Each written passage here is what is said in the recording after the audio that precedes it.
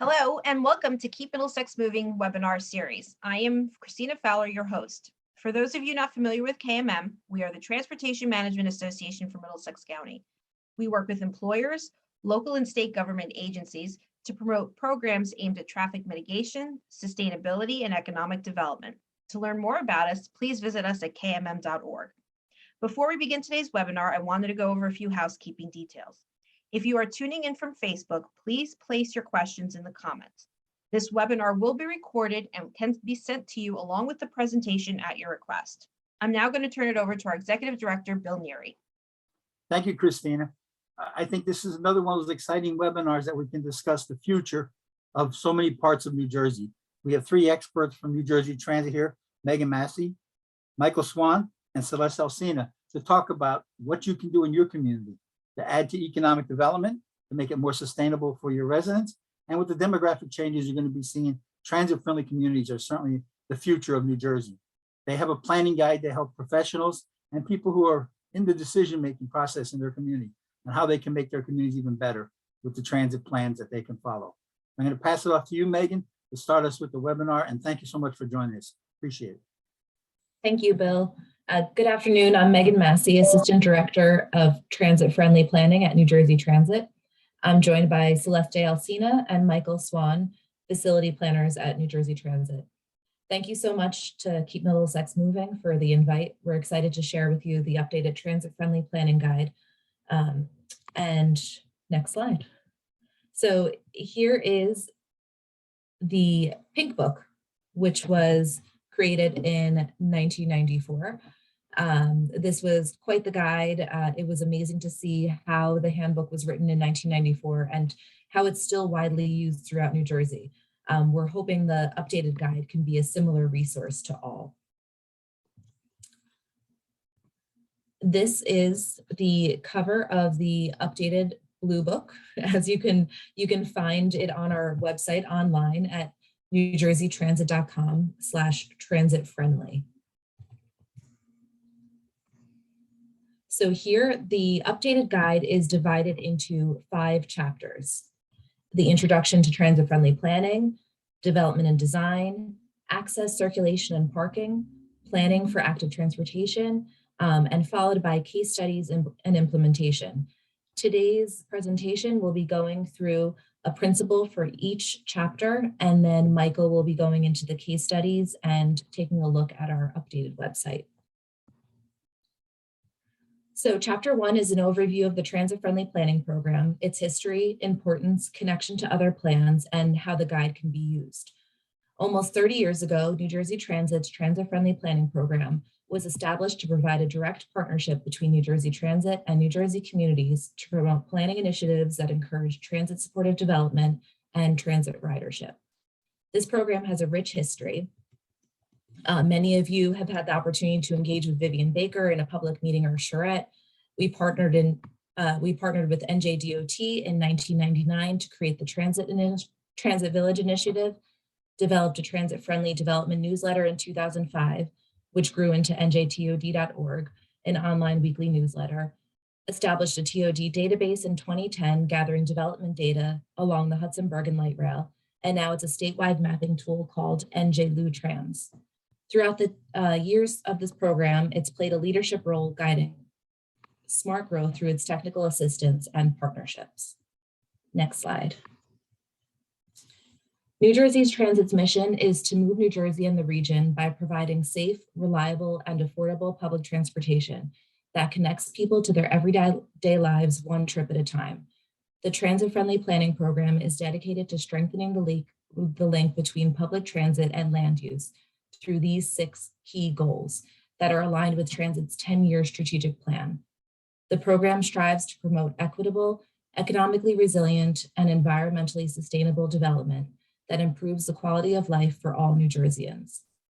The 5 pillars of the TFP program, technical assistance, public education and community engagement, partnership development, data collection through NJLU-Trans, and program management, ensure that New Jersey Transit supports the development of transit-friendly communities. So you'll see in the next slide, we're here to educate communities, create a vision for transit-oriented development, engage numerous varied partners and stakeholders.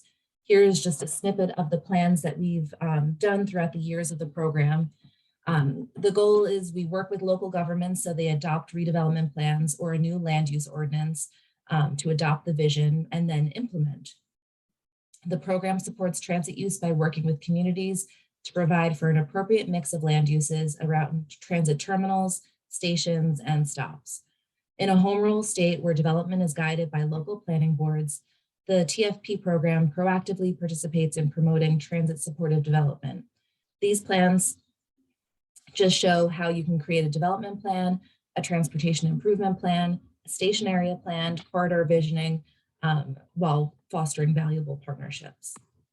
So the next slide is just a bit of a guide overview, the purpose, process, and content. So the guide, the updated guide is meant to be an easy read for a community group, local official, a student interested in transportation planning in New Jersey, so that they can easily understand the concepts and the reasons behind them. It's not just a planning tool, it's a guide to New Jersey transit, its facilities, resources, and programs. Making a community transit friendly involves making development and redevelopment decisions that encourage residents to use transit for everyday trips to access work, shopping, school, and other community destinations. So this has been quite the journey getting this plan together. We, with the help of NV5, assessed the existing program, looked at the changes in the TOD landscape, and identified ways in which the program could be refined to further its reach and impact.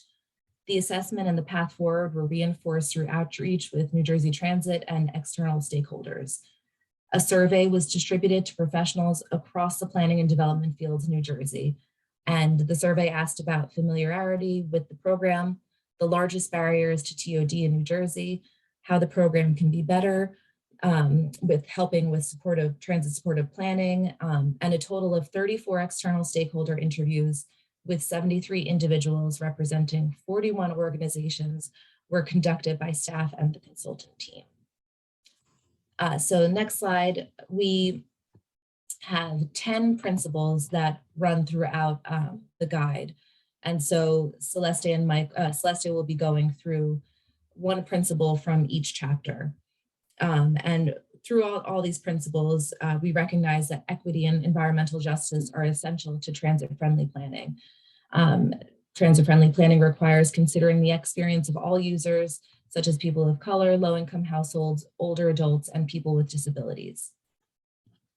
It also strives to include all community voices in the planning and decision-making process to achieve equitable and fair outcomes. So we will move through to chapter 2, where Celeste will discuss one principle from the development and design chapter. Thanks, Megan. So again, the guide contains 3 chapters that focus on transit-friendly planning practices. In the next slides, I'll be highlighting one principle from each of these chapters. And chapter 2, development and design, really sets the groundwork for the success of a transit-friendly place. The second principle, design a welcoming public realm, talks about sidewalk and open space. In transit-friendly places, sidewalks should prioritize people with a focus on comfort, connectivity, and safety, especially where pedestrians may conflict with drivers at crossings and driveways. This means a wide pedestrian zone, features like street trees or benches in the amenity zone, and outdoor dining in the frontage zone where possible. The guide explains that in transit-friendly places, generally parks and open space should be active, meaning having programming at different times of day and for different populations. Open spaces should be accessible, both visually accessible, easy to find, and ADA accessible, and comfortable, for example, providing seating and lighting. Open spaces can serve as a gathering spot and source of fun and recreation for a community, or even a local or regional transit destination. The guide also discusses best practices for pop-up spaces or temporary uses, maintenance of open space, and incorporating green infrastructure and stormwater management into open space. Chapter 3 discusses access, circulation, and parking, and principle number 4 focuses on implementing transit supportive curbside management policies. Curb space is a critical public asset that serves many overlapping functions related to both land use and circulation. The active management of limited curb space in transit-friendly communities is vital to promoting efficient circulation, economic activity, equitable access, and multimodal safety. The guide discusses how technology can be leveraged for real-time curb management. There's also discussion of accommodating freight and providing adequate passenger loading and unloading areas to minimize congestion and safety issues. This section highlights the importance of considering pedestrian and bicycle movement and preserving space for streetscape amenities. The guide focuses on the fundamentals of transit-friendly planning, and more technical information can be found in the blue resource boxes throughout the chapters. And there's one in the slide. Chapter 4 focuses on active transportation, such as bicycling and walking, and discusses the importance of implementing complete streets to improve transit access. Transit-friendly planning recognizes that all transit users are pedestrians at some point in their journey and recommends the expansion of active transportation as a primary way of accessing transit. Active transportation has many potential benefits, such as improved health outcomes, reduced traffic congestion, and support for local economic growth. The photos in this slide show how the approaches and elements of active transportation have changed over time. The black and white photos are from the 1994 handbook. They are a snapshot of the time. The updated guide provides a framework for what comes next. The first principle of this chapter is that complete streets improve access to transit. The term complete streets describes a movement that began about 15 years ago with the objective to rethink our streets and shift from an emphasis on motor vehicles to a balanced approach that meets the safety and mobility needs of all users, including pedestrians, bicyclists, transit riders, cars, and other vehicles. In this chapter, we point the way to begin answering questions like, where do I start if my community needs to develop a complete streets policy? How can we develop a complete streets network and support transit access? What are the basic components of complete streets design? And this section also discusses planning for equity and environmental justice, how to accommodate active transportation at the transit area, and how to integrate shared micromobility services. And that's just a snapshot of the different chapters in the guide. And now Michael will discuss the case study. Thank you, Celeste.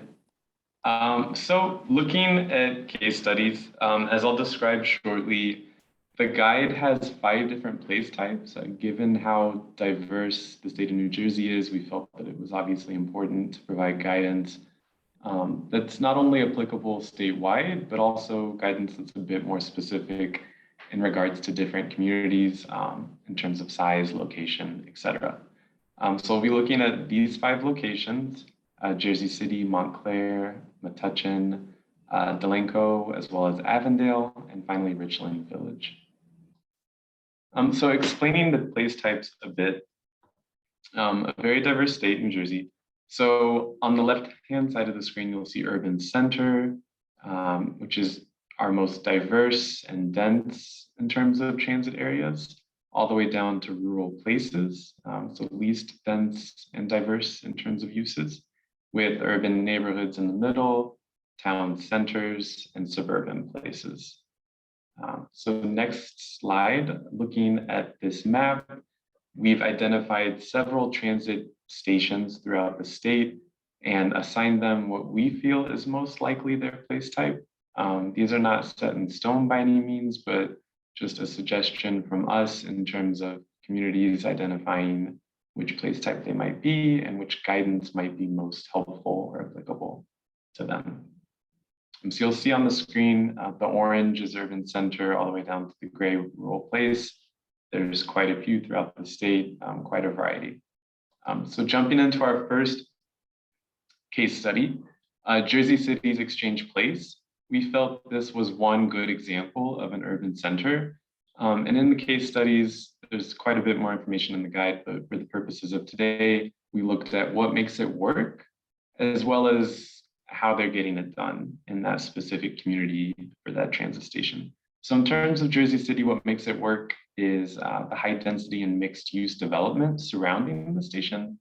And in terms of getting it done, really the city's parking management plan, we feel, was a really good example of how the community has kind of shifted away from auto-centric uses and abundance of parking to allow for more high density mixed use in the station area. Next, looking at Montclair's Bay Street station, what makes it work? Also, again, high density mixed use development, but particularly wayfinding. We feel this is a really great example of a community where in the transit area, there's an abundance of robust wayfinding to help not only visitors, but people who live in that area but might not frequent the station as much to find their way throughout the area. In terms of getting it done, the city or the township of Montclair not only passed a complete streets policy, but additionally a complete streets plan. So this integrates into their road maintenance and capital improvement projects to make sure that complete streets are considered in those projects going forward. Next, looking at downtown Metuchen, near the Metuchen rail station, what makes it work? Really, we felt the bike ped accommodations in the transit area were really superb and a good example to highlight across the state. In terms of getting that done, the SID, the Special Improvement District, apparently has been very instrumental in a lot of the improvements that have been made in the transit area, in addition to a circulation plan element update and a complete streets policy in Metuchen. Looking at Suburban Place, we had two examples that we felt both provided interesting insights into what makes it work in a suburban place. First, Delanco, what makes it work is that there is a new residential development in close proximity to the Delanco Light Rail Station. As for Avondale's Park and Ride, it's also near several housing developments in the area, and right-sized parking has kind of been a key component of the Avondale Park and Ride Station. In terms of getting it done, a redevelopment plan at Delanco Station was instrumental in the new residential development occurring. So just another example of tools that can be used to help with creating transit-friendly places. In terms of rural place, we looked at Richland Village, which is located in the Buena Vista Township. What makes it work here is the historic tourism element. This was previously a functioning rail station up until, I believe, the 1940s and 50s, but the township has really embraced this historic railroad and applied for a NJDOT scenic route grant.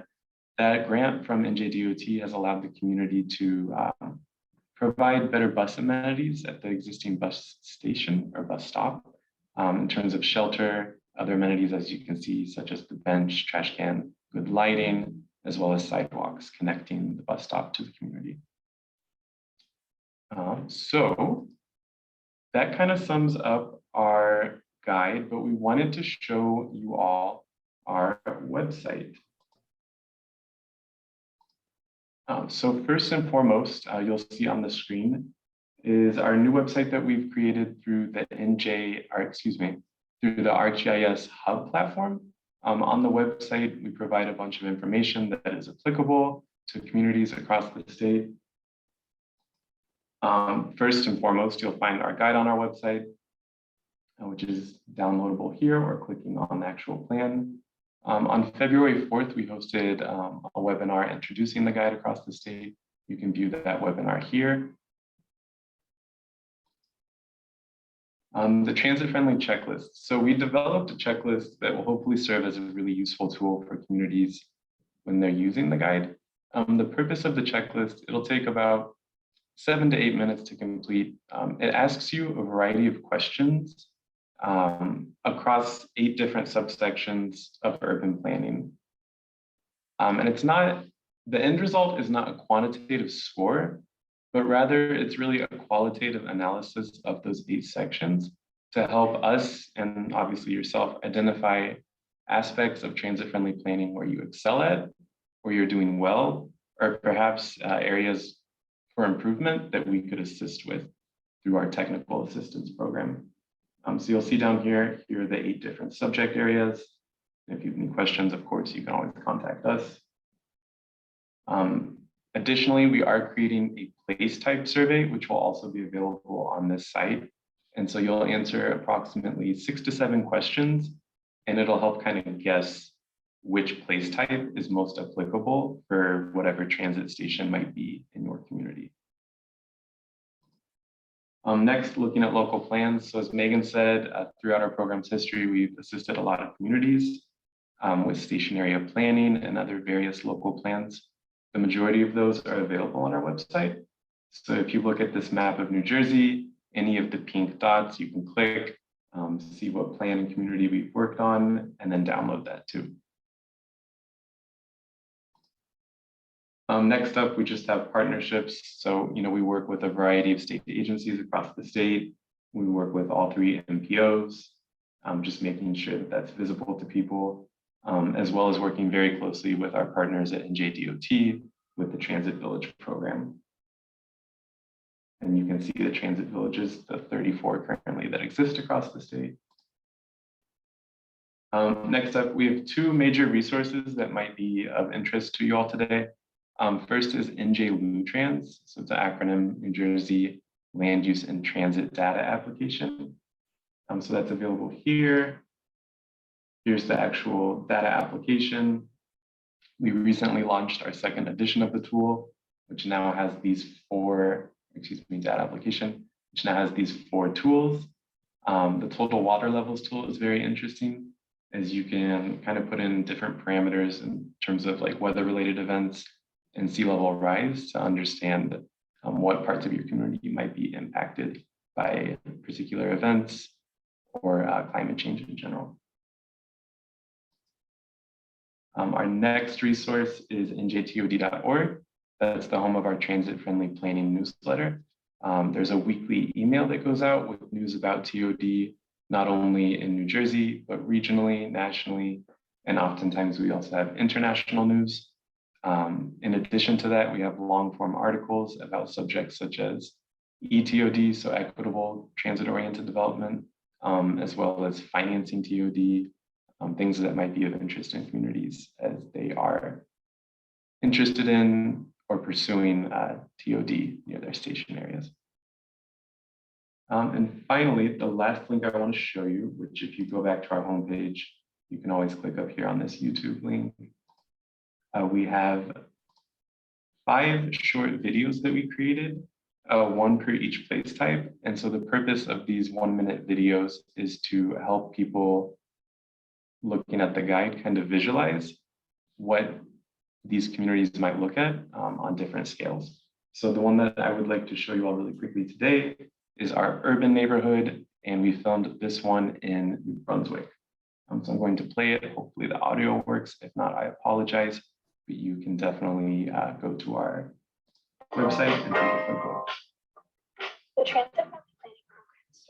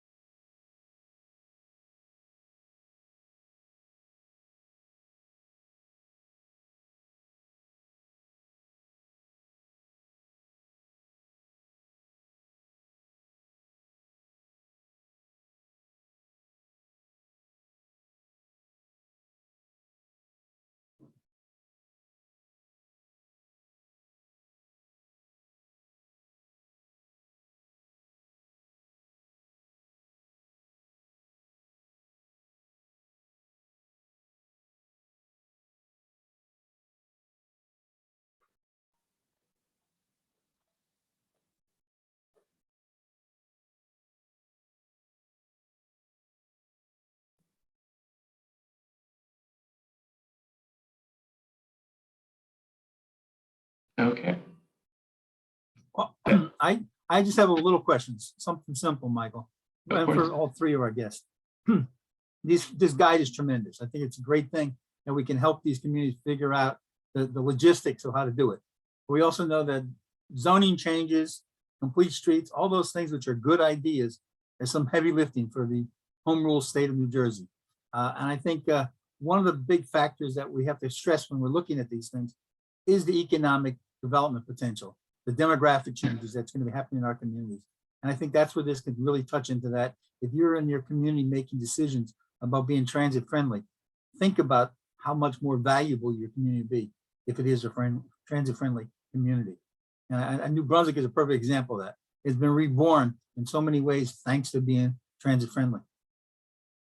So the question is, I mean, is that part of your whole presentation that's necessary? Yeah, economic development. Yeah, so that's definitely a key component of what we are trying to promote in transit-friendly planning. I would say really the hope is our program really is focused on that symbiotic relationship between land use and transit ridership, and the station area, you know, the actual station is kind of the heart of that. So encouraging mixed uses. In our analyses, we generally look at like the half mile around a transit station.